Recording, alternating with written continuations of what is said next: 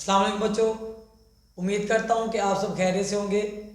Fundamental of chemistry की एक नई वीडियो के साथ आपकी खिदमत में हाजिर हूँ। आज हम जिस टॉपिक पे बात करेंगे वो है molecular mass and formula mass. ठीक है बेटा जी, बारी बारी करके हम दोनों की डेफिनेशन और साथ में एग्जांपल्स को स्टडी करेंगे। सबसे पहले हम बात करते हैं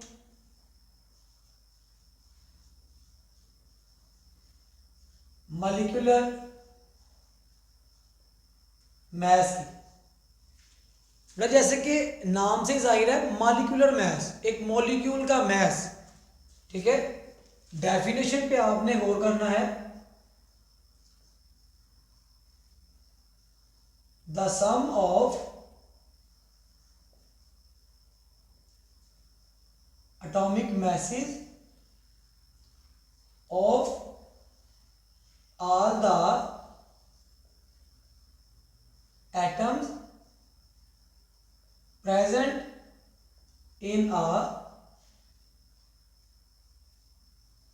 molecule।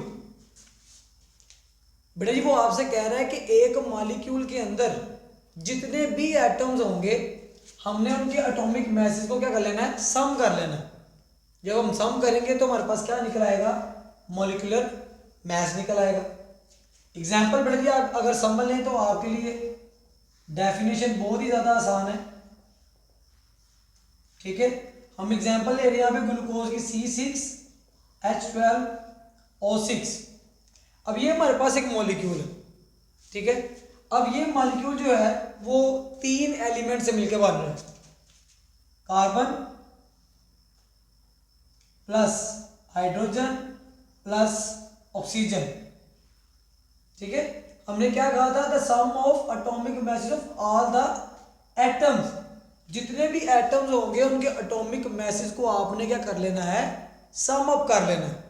क्योंकि अब यहाँ पे हमारे पास एटम जो है वो एक एलिमेंट के नहीं है, हमारे पास मुख्तलिफ एलिमेंट्स के हैं।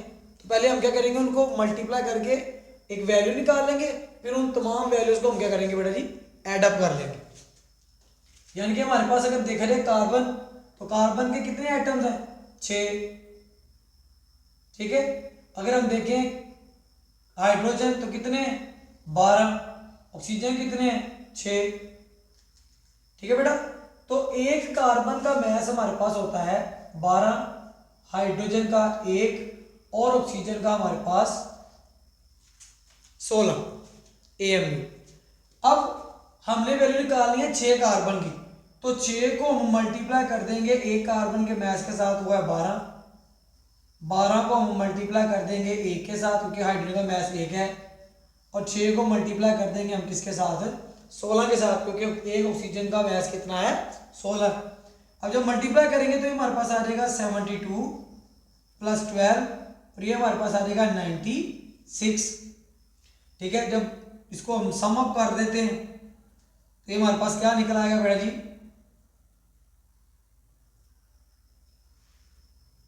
यहाँ पे इसको अगर हम ऐड करें तो ये हो गया 180 AMU।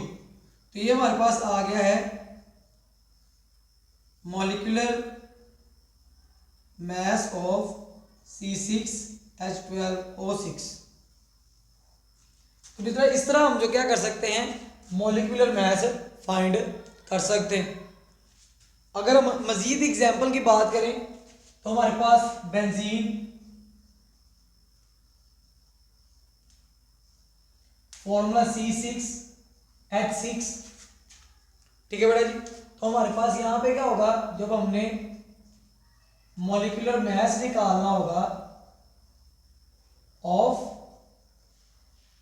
बेंजीन, तो हमारे पास 6 कार्बन के एटम होंगे और 6 किसके होंगे, हाइड्रोजन के। अब एक कार्बन का मास हमें पता कितना है, 12, और हाइड्रोजन का 1। बस इसकी वैल्यूज हमने पुट कर देनी है। ये आ गया 12, यहाँ पे आ जाएगा 1, जब मल्टीप्लाई करेंगे तो हमारे पास क्या आ जाएगा, 72 और ये आ जाएगा 6 और यहाँ पे हमारे पास जो आंसर आया है वो है 78 AMU। तो ये हमारे पास क्या निकल आएगा, मॉलिक्यूलर मास ऑफ बेंजीन। तो ये हमारे पास क्या है, बेंजीन का मॉलिक्यूलर मास है। अगर हम एक और एग्जांपल देखें चीनी की, शुगर, तो हमारे पास था C12H22O11 शुगर। तो बेटा जी इसके अंदर भी हमारे पास तीन तरह के एलिमेंट हैं, carbon plus hydrogen plus oxygen. ठीक है, कार्बन के हमारे पास 12 एटम्स, हाइड्रोजन के 22 और ऑक्सीजन के हमारे पास क्या हैं, 11 एटम्स हैं। ठीक है बेटा जी, अब एक कार्बन का जो मास है वो हमारे पास क्या है 12, हाइड्रोजन का 1 और ऑक्सीजन का हमारे पास कितना है बेटा जी, आ जाएगा 16। जब हम इसको मल्टीप्लाई करते हैं तो ये आ जाएगा 144 प्लस 22 और ये आ जाएगा 176। इसको हम जब ऐड करेंगे तो हमारे पास हो जाएगा 2, 4 और 3 AMU।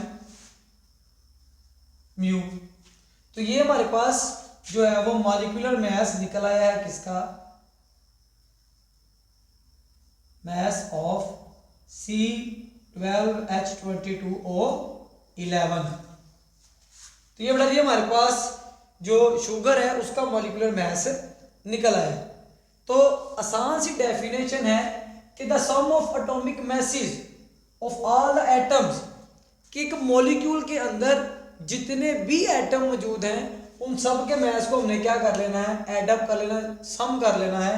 तो हमारे पास क्या निकल आएगा, मॉलिक्यूलर मास निकल आएगा। ठीक है बेटा जी। जो बेटा जी दूसरे नंबर पे हम बात करते हैं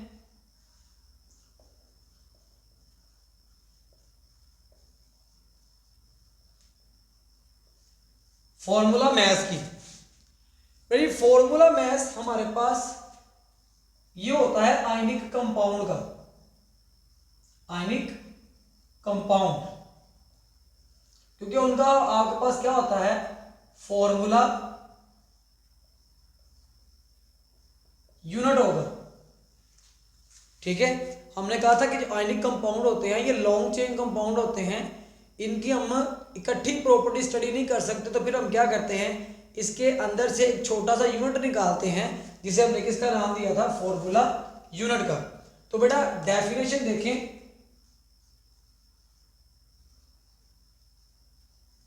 the sum of atomic masses of all the atoms present in a formula unit in a substance। बेटा जी वो कहता है कि एक सब्सटेंस के अंदर जो फॉर्मूला यूनिट है हमारे पास, फॉर्मूला यूनिट, फॉर्मूला यूनिट के अंदर जितने भी हमारे पास एटम्स होंगे उनके एटॉमिक मैसेज को हमने क्या कर लेना है, सम अप कर लेना है। बस एक चीज का डिफरेंस है, यहां पे फॉर्मूला यूनिट है, वहां पे आपके पास क्या था, मॉलिक्यूल था। बाकी आपके पास डेफिनेशन सारी सेम है। करना क्या है, सम अप कर देना है किसको, एटॉमिक मैसेज को, किसके, जितने भी एटम्स किसी अगर मॉलिक्यूल के अंदर प्रेजेंट है तो वो आपके पास मॉलिक्यूलर मास बन जाएगा। अगर हम फार्मूला यूनिट की बात करते हैं तो वो हमारे पास क्या बन जाएगा बेटा जी, वो आपके पास आ जाएगा फॉर्मूला मास आ जाएगा। ठीक है, अब हम यहां पे एग्जांपल देख लेते हैं।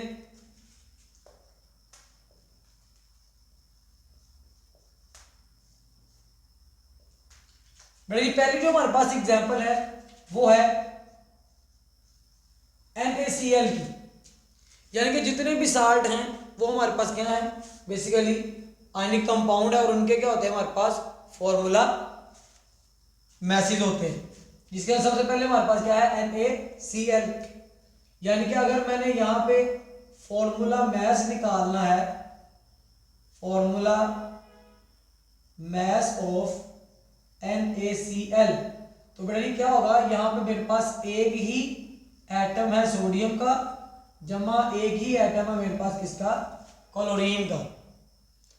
तो हमारे पास क्या था कि सम अप कर देना है इनके एटॉमिक मैसेज को। तो हमारे पास जो सोडियम का एटॉमिक मैस है वो है 23 मल्टीप्लाई बाय 35.5। तो ये बेटा जी जब 1 के साथ मल्टीप्लाई होगा तो 33 आएगा, और ये हमारे पास सॉरी ये 23 आएगा, और ये हमारे पास क्या हो जाएगा 35.5। जब इसको सम अप करेंगे तो हमारे पास 58.5 AMU। तो ये हमारे पास क्या है, फॉर्मूला मैस ऑफ NaCl। तो ये बेटा जी हमारे पास क्या आ गया है, NaCl का फॉर्मूला मैस। अगर हम दूसरे एग्जांपल की बात करते हैं कि हमारे पास है कैल्शियम कार्बोनेट, कैल्शियम कार्बोनेट। तो बेटा जी इसके अंदर भी हम देखेंगे कि कितने एलिमेंट के एटम पाए जा रहे हैं। ठीक है, तो हमारे पास यहाँ पे 3 तरह के एलिमेंट हैं, कैल्शियम, कार्बन और साथ में ऑक्सीजन। तो यहाँ पे हम लिखेंगे कि हमारे पास एक कैल्शियम का एटम है, एक कार्बन का एटम है, और 3 हमारे पास किसके एटम है, ऑक्सीजन के एटम है। अब इनके किस चीज को हमने सम अप करना है, एटॉमिक मैसेज को। अब एटॉमिक मैसेज लिखते हैं, कैल्शियम का हो गया 40, कार्बन का हो गया हमारे पास 12, और ऑक्सीजन का हमारे पास हो जाएगा कितना, 16। ठीक है, जब इसको हम मल्टीप्लाई करेंगे तो 40 + 12, और ये हमारे पास हो जाएगा 48। तो बड़ा जब आप इनको जमा करेंगे तो हमारे पास क्या आंसर आएगा, 100 AMU। यानी कि ये हमारे पास क्या है, formula mass of calcium carbonate. तो इस तरह बेटा जी हम क्या कर सकते हैं, किसी भी आयनिक कंपाउंड का मॉलिक्यूल फॉर्मूला मैस फाइंड कर सकते हैं। ठीक है, बेसिकली क्या था कि एक फॉर्मूला यूनिट के अंदर जितने भी एटम प्रेजेंट हैं उनके एटॉमिक मैस को आपने क्या कर लिया, सम कर लिया, जमा कर लिया, तो हमारे पास क्या निकल आएगा, हमारे पास फॉर्मूला मैस निकल आएगा। उम्मीद करता हूँ बेटा जी आपको हमारी आज की वीडियो पसंद आई होगी। अगर आपको हमारी आज की वीडियो अच्छी लगी हो तो इसको लाइक करें, शेयर करें, कमेंट करें, और अगर आप हमारे चैनल पर नए हैं तो हमारे चैनल को सब्सक्राइब करें और बेल आइकन के निशान को दबाना ना भूलिएगा, ताकि हमारी हर आने वाली लेटेस्ट वीडियो आप तक बर वक्त पहुँचती रहे।